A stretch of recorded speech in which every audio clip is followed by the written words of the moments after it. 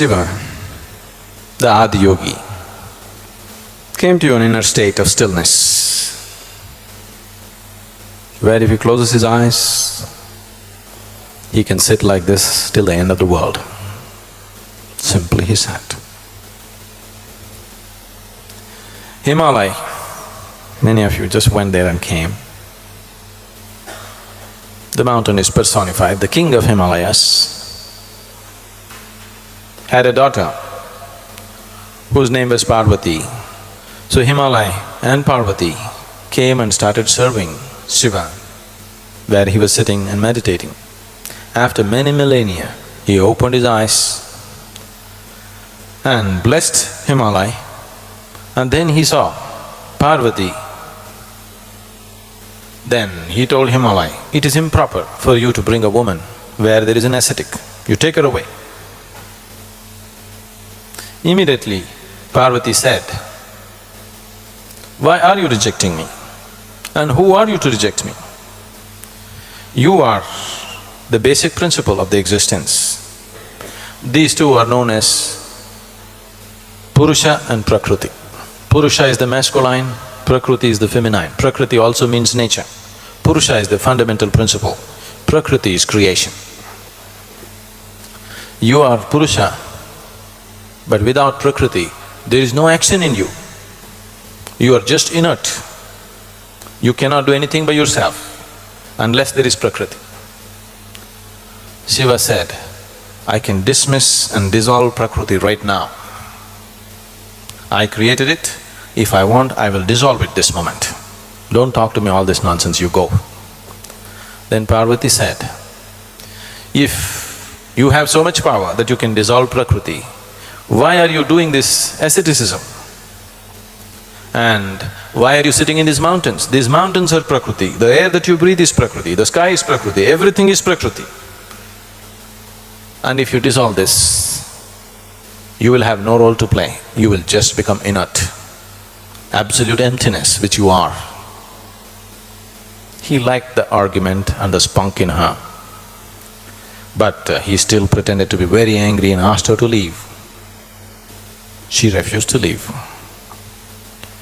She has been performing immense austerities to become the wife of Shiva. She was completely determined and focused, her only focus was this single point agenda she was going on. Then people interfered and Shiva decided to marry her. He married, but there was no involvement. He still lived as an ascetic. She was beside him, he accepted her, but he still continued as an ascetic. How will she find fulfillment as a woman? So she was desperate to have a child. So when Shiva was not there, when she was having bath on the banks of Kanti Sarovar, where some of you happen to go this time, she took out the sandal paste that she had smeared on her body, plus a little earth, and formed a little boy out of it and infused life, because she wanted to enjoy the child, because she's been cursed to be barren. And Ganapati was born. Shiva was in the mountains meditating. After about 12 years' time, he came back. By then, Ganapati has grown into a 12-year-old boy. Parvati was having bath, so she had asked Ganapati to watch out so that nobody comes this way. He was standing guard for his mother. Shiva came. He was in a certain mood, he was just walking in. After 12 years, he's walking into the house.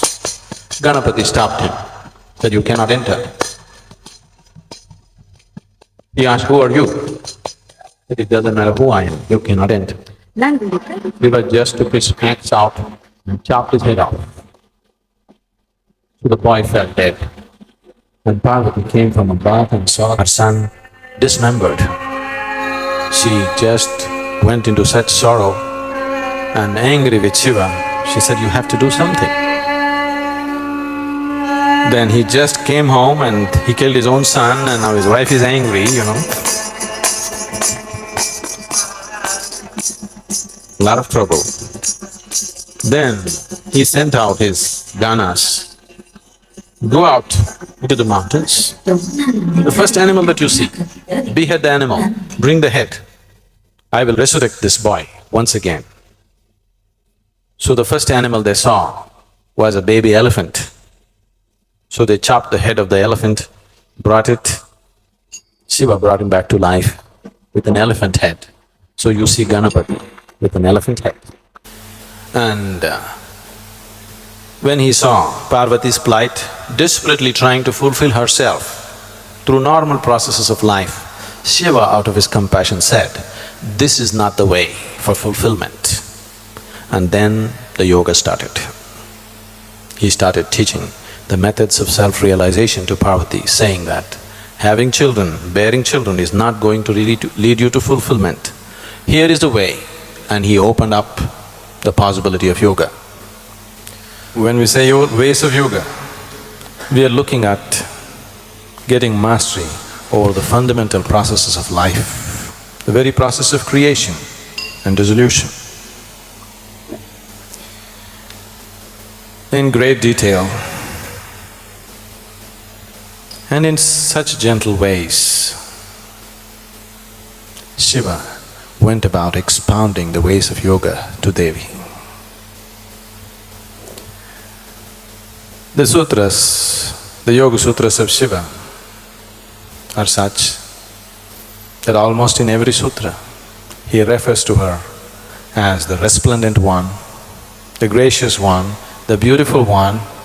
So you need to understand that this teaching transpired between two people with utmost intimacy.